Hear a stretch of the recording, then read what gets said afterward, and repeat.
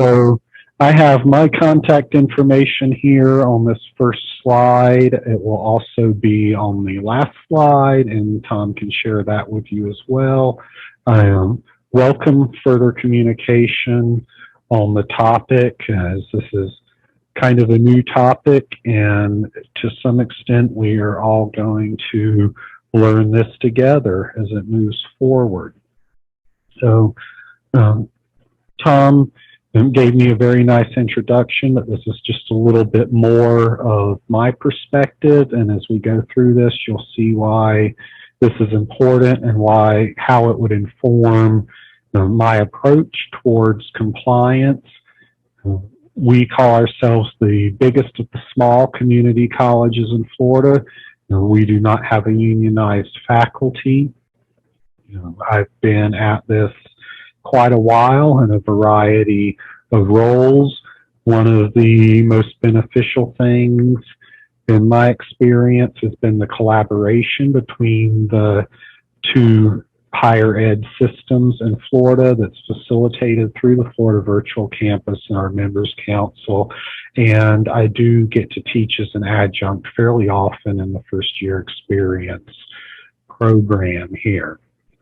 And some background on the evolution of this regulation. RSI, Regular and Substantive Interaction, it's been around a while. It's one, but not the only factor in differentiating between a distance learning and correspondence course. And in financial aid terms, that's fundable and not fundable. So you can see why this is such an important topic in higher ed, because those Title IV funds are so important to so many of our institutions. This really did get pushed to the front of everyone's mind 4 or 5 years ago when there was an audit of Western Governors University. That audit finding was never enforced, but it was substantial in the tens of millions of dollars. And it did, I think, help push this topic into a broader negotiated rulemaking process and gave us a much clearer regulation to work towards complying. There are a few areas that are still a little bit murky, but if you weren't around to try and interpret the previous regulation, it is much better. I know we have primarily instructional designers participating today based on how you identified at registration, but we do have some administrators and maybe a few faculty too, I believe. So I'm going to be speaking about interactions that I interpret to be course delivery and teaching behaviors, but I'm going to try and tie this together to demonstrate how I believe these behaviors are far more likely to occur if we've properly designed our courses, and talk about your role as designers in facilitating that. Oh, excuse me, Josh. Yeah. Shall we close the poll, or what do you want to do with the poll? Oh, yes, we can go. That's all right. We can go ahead and close the poll, I think. Thanks to those of you who were able to complete that. That information will help me out as I move forward with this work.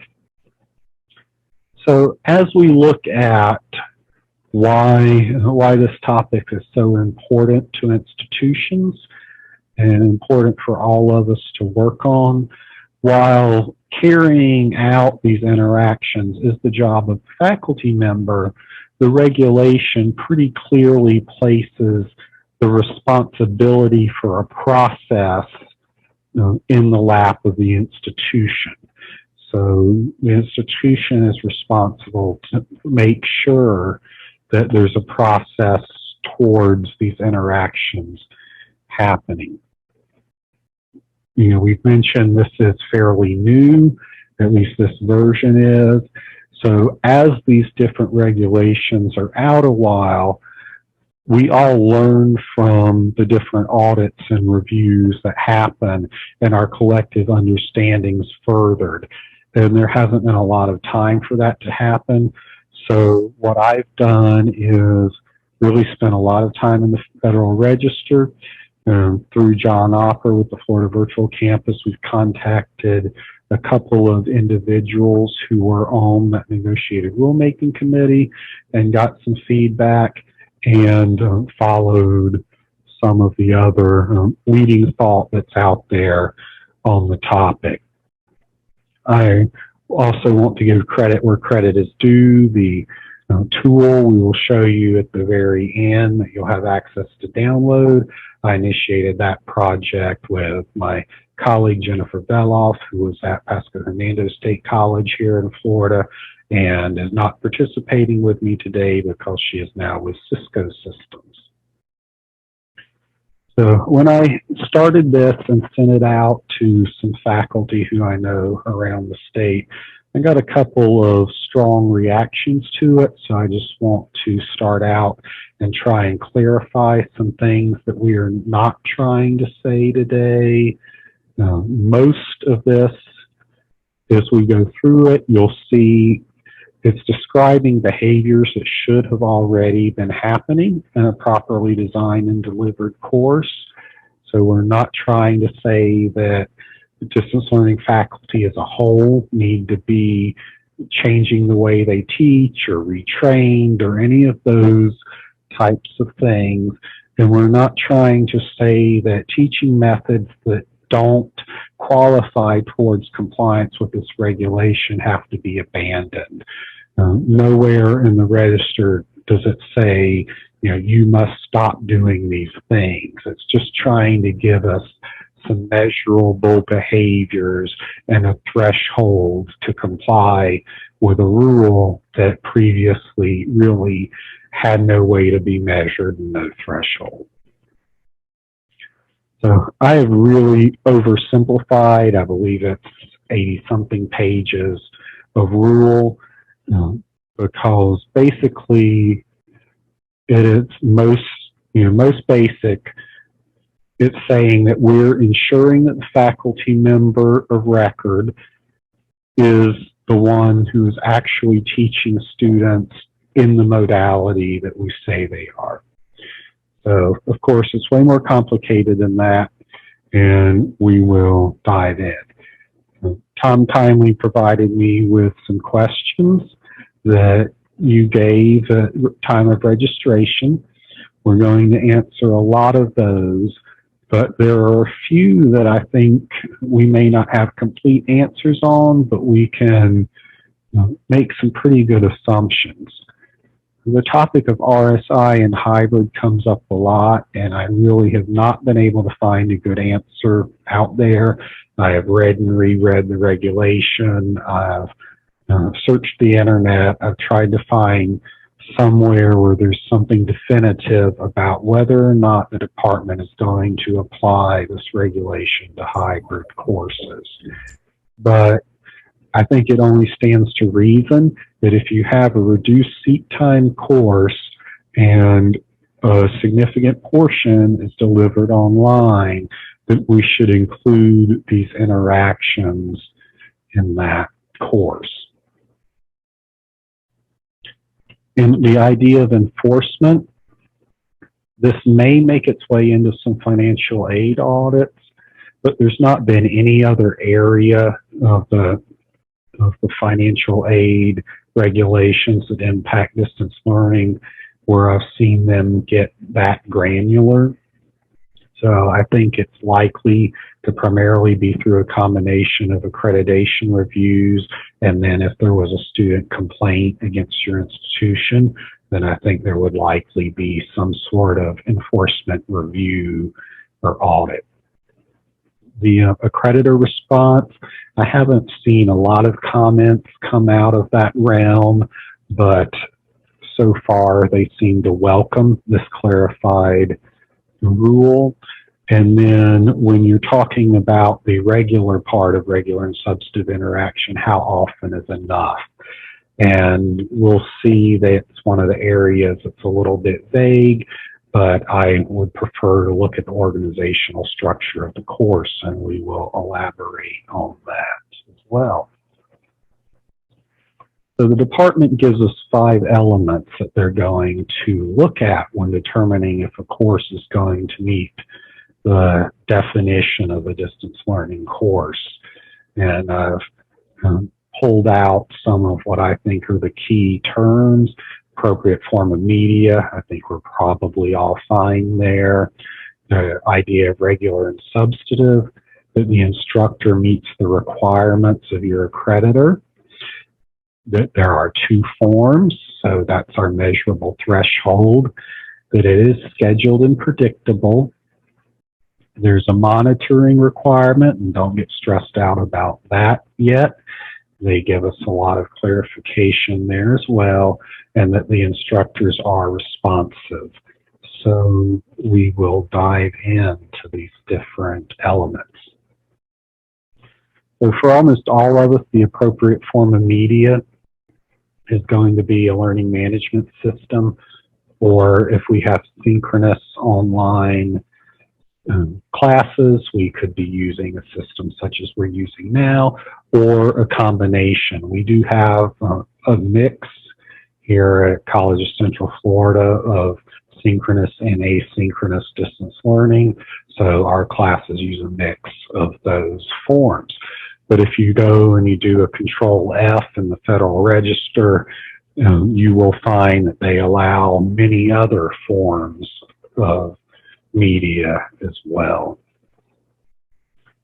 So on to this instructor, the idea of instructor, and who can initiate these interactions. Now, I mentioned I'm at a community college, so this is pretty straightforward for us. The credentialed faculty member is the person who carries out all of the instructional activities. But if you're in a university setting or anywhere else that you might have teaching assistants, graduate assistants, people like that, the department very explicitly supports a team instruction approach, but they are also very clear that these RSI behaviors, these interactions, must be carried out by someone who is credentialed in the subject matter. So if your assistants can go through your credentialing process and be credentialed in the subject, their interactions can count towards compliance, but if they cannot, they don't. So it's not saying don't have them involved in the course, but those teaching behaviors towards compliance must be carried out by someone that can be credentialed. And we're going to talk about how, even if you have a large course, I think this can be done pretty realistically. Then this question I've got here, I don't mean this to be condescending towards anyone. I think it's an honest question that you can ask as a designer or as a faculty member about your own course. What value does the faculty member add towards delivery? If you have trouble answering that, then you might need to take a real close look at that course and determine, does it meet the department's definition of an online course, or is it a correspondence course? I had a course in one of my degree programs that, even though it was QM certified, it just was not really workable as a standalone course, and the faculty member wasn't really present. So I went out to YouTube and found a course that was designed towards the same general learning outcomes, and I basically took the course on YouTube, came back to the course I was enrolled in, and completed the deliverables in the course and passed the course. So I would make an argument that the department would consider that to be a correspondence course because the instructor was not initiating any meaningful interactions with us in the course. So the idea regular, we're going to pull some of these items out for future slides as well. But that idea that you're providing an opportunity in some areas, whether or not a student takes advantage of it, that's very important. Scheduled and predictable is very important. And then another mention of the monitoring requirement. Then, in my opinion, this slide has probably the most helpful clarification that the department provided us with. They gave us 5 groups of interactions that are considered to be substantive, and then we're going to tighten that down to 4. And we'll just mention a couple of them, 3 of them quickly. Providing direct instruction. That's one where I've seen some possibly bad information or misleading information out in education. Then providing information or responding to questions. So that leads a lot of people to think about responding to student emails. We will get into the fact that in almost all cases in the regulation, the interaction has to be initiated by the instructor. So responding to questions that are initiated by students would not count. But there's another very helpful interaction that falls under category 3 that we'll talk about. Then for right now, unless there's been some movement in the last couple months I'm not aware of, for the most part, we're not going to rely on option 5 right now. One of those individuals that we contacted to get some clarity on some of these things had spoken to one of what we used to call the regionals at the time, fairly recently, and that agency's response was that they thought the first 4 items were pretty comprehensive on the types of interaction that faculty should be engaging in, and they did not have any plans to expand into this category 5. So unless you know your institution's agency has specifically approved activities to apply towards a substantive interaction, then I would not rely on that in your planning and design. All right, scheduled and predictable. Some think this kind of goes without saying, but it's in there, so we do need to consider it. I think the appropriate places to plan this into the course, obviously the syllabus, course outlines. It should also be pretty clear. Our LMS is Canvas, so it uses a module structure. So I think it should be, these opportunities for interaction should be built into modules. And then the regulation says that it's commensurate with the length of the course, and then in another location that it is applied at the course or competency level. So that doesn't give you a spelled out guidance as to how regular these substantive interactions need to be considered scheduled and predictable. So of course, when it says course or competency level, I think they're distinguishing there between a semester-based model and a competency-based model.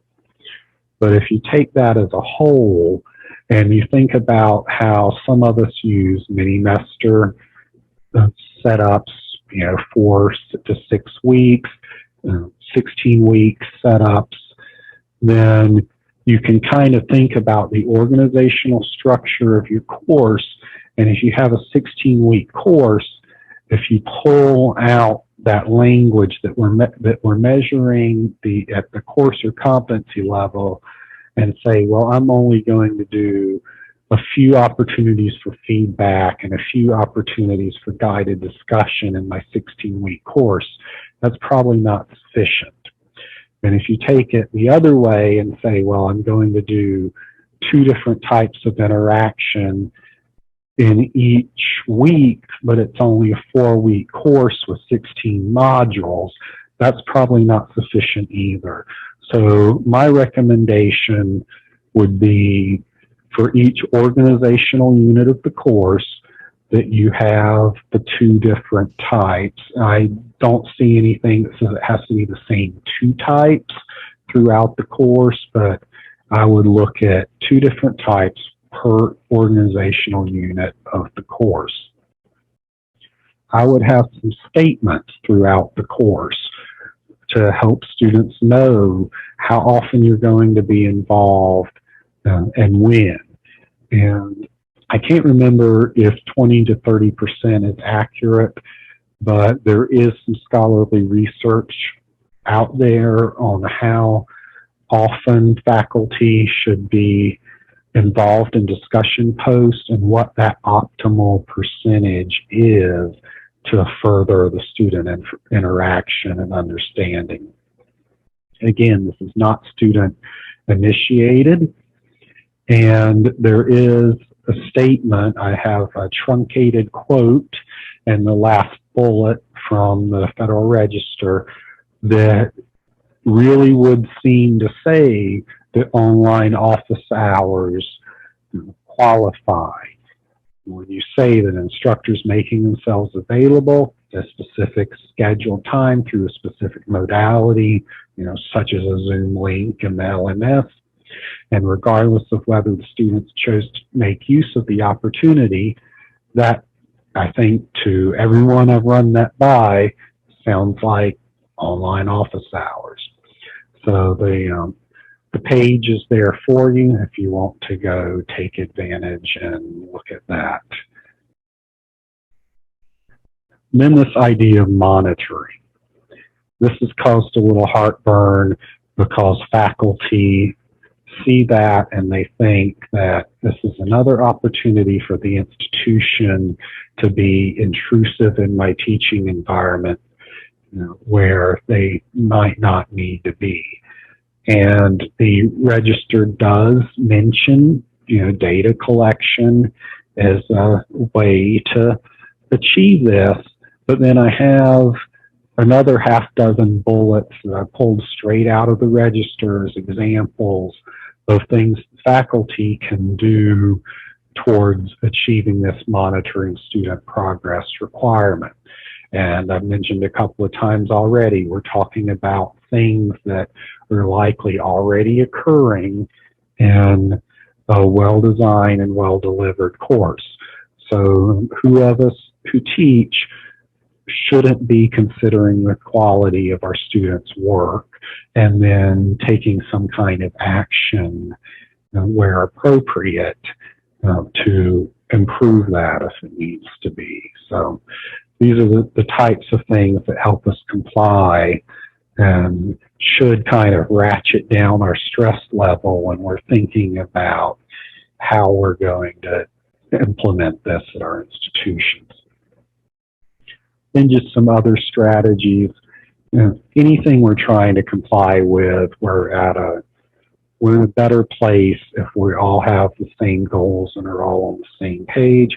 And I'm not talking about designing uniform courses, although some institutions take that approach. I'm talking about even if you're an instructional designer and you're not involved in creating policy at your institution, do what you can to encourage at least a best practice so that everyone is kind of following the same process and planning things out so that we have these interactions like we're supposed to in our courses. Do what I've been trying to do for you in this presentation and do your best to put faculty at ease, reassure them that we're not trying to fundamentally change the way they teach, and that if they'll work with you, we can probably identify current practices that will document compliance with the regulation. As always, provide them with the training that they need to do what they need to do.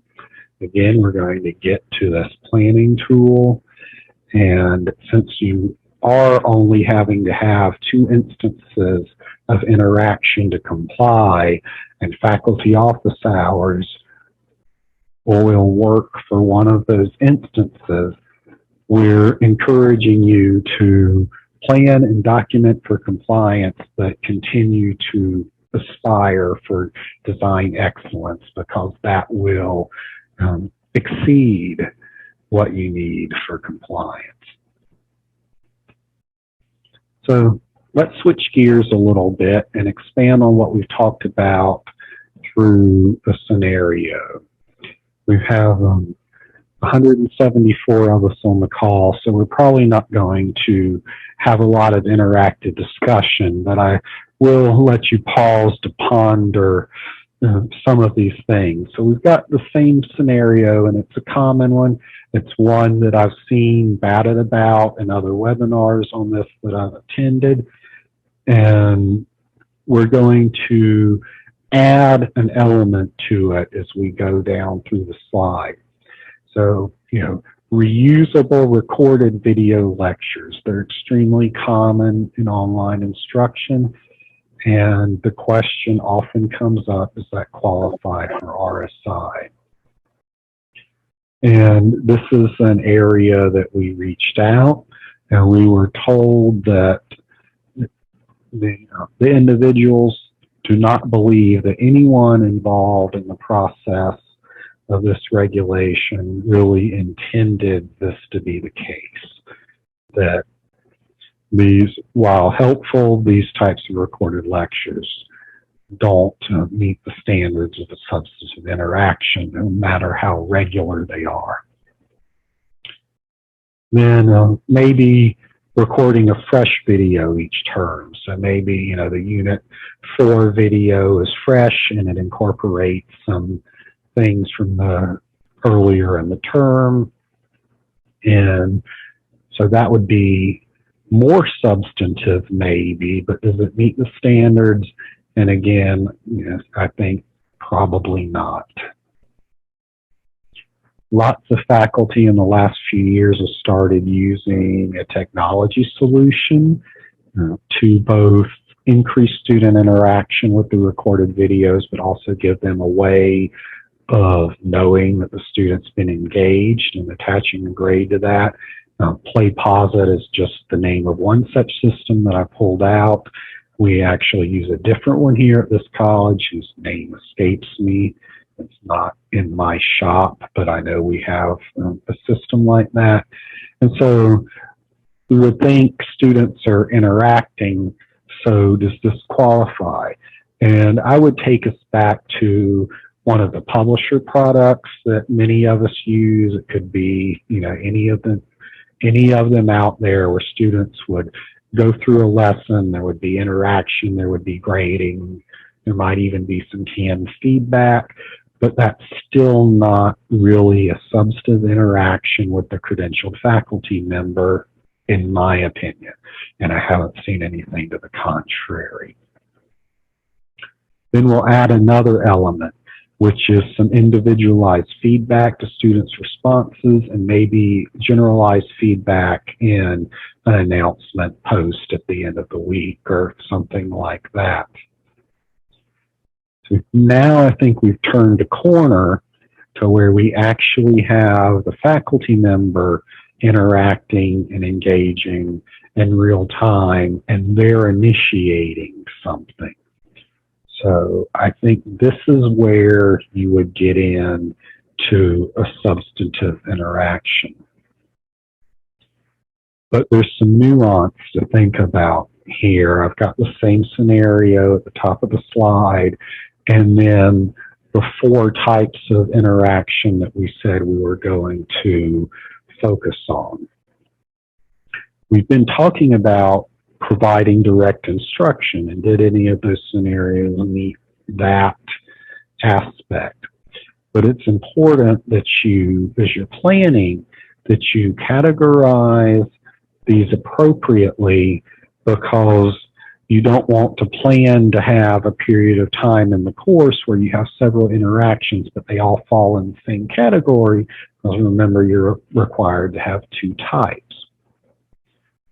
So I believe this would fall under B, because we went through those first several scenarios and determined, or at least my opinion was, that we determined that we were not providing direct instruction per the intention of the department, and we added that feedback in, and that falls under this other category, I believe, and that would be a substantive interaction. And then if it's scheduled and predictable, it's also regular and would meet the requirements. So just the types of things as you're helping faculty design their courses, or you might be delivering your own course, some things to think about. Then some approaches. I'm sure there's other approaches towards compliance as an institution. There's definitely going to be more pros and cons than I have listed there. But of course, all should involve training, and probably an effective approach will be a mix of 2 or more of these. We're going to talk about our instructional design approach here at this college on the next slide. But some of these others are also being used in Florida. One Florida institution, Florida College System institution, is taking the tool I'm going to provide you to their collective bargaining process, and that was actually initiated by the faculty because they see an opportunity to codify a faculty self-evaluation process rather than an evaluative process from the institution. And so they want to take that approach.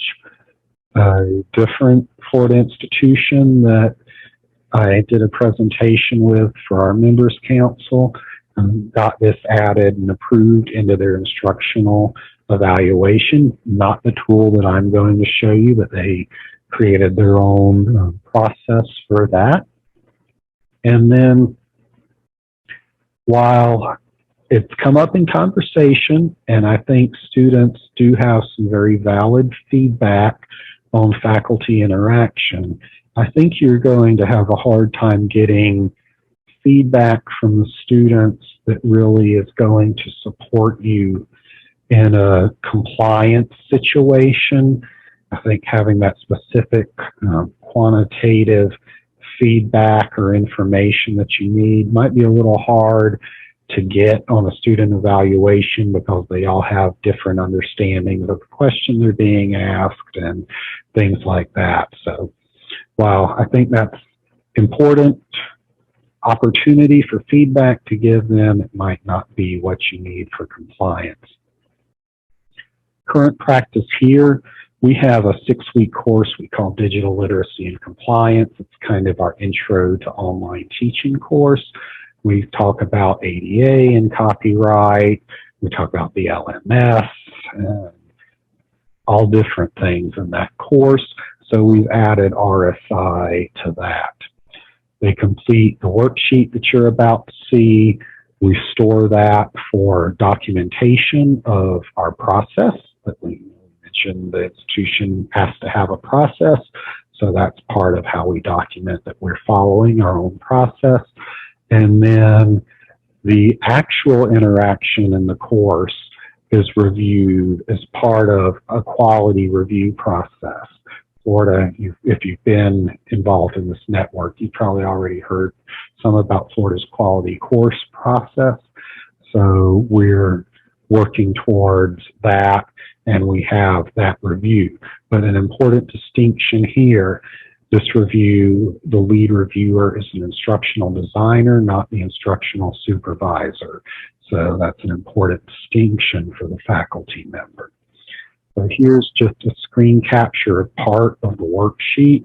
We give them these different types of interactions and let them describe to us how their interactions with the students that they have planned are going to fit into the different categories, and the instructional designer can help them with that. And then I've got all 5 categories here, but we're really focusing on 4. They can just go through a grid and check each week what types of interaction they're planning on having during that week. Then we have this and we can compare it during the review, what they said they were going to do versus what they did.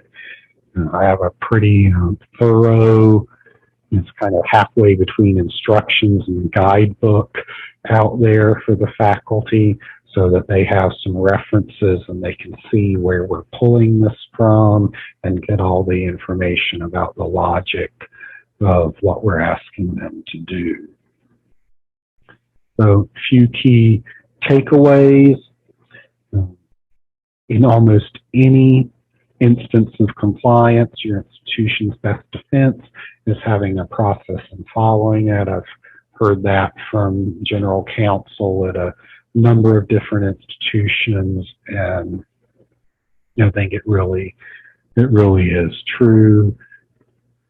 I have unfortunately heard what I consider some misguidance out there about interactions, and faculty will be presented with information on regular interactions and substantive interactions separately, and the types of interactions that fall into those categories, and told that they need to pick 2.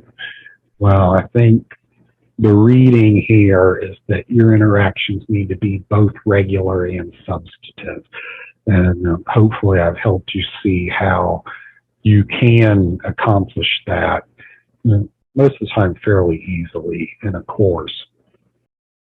A well-designed course will meet or exceed compliance, and having clear guidance is a double-edged sword. It's easier to design for, but it's also easier to enforce.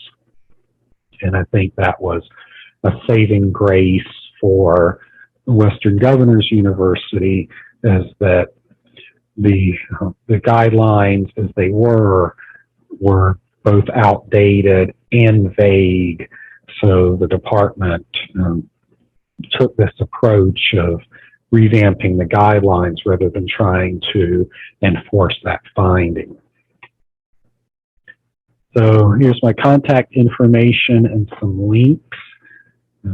I think Tom had a list of the links that he could plop in the chat as well, and we will be providing you with this presentation, so you will get them that way. The faculty worksheet and the instructions for it are hosted on my personal Google Drive. They're there. You can download them. You can revamp them for use at your institution. I do go in there and update them as I find things that need to be updated. So it will kind of change over time, but you can go in and download a static copy. The Federal Register, which I know is just how we all like to spend our Friday nights at home on the couch, is reading the Federal Register, but there's some very important information that they give you that I could never give you in a 50-minute format. They list a summary of the questions that they got during the public comment period, and then the department's response to those.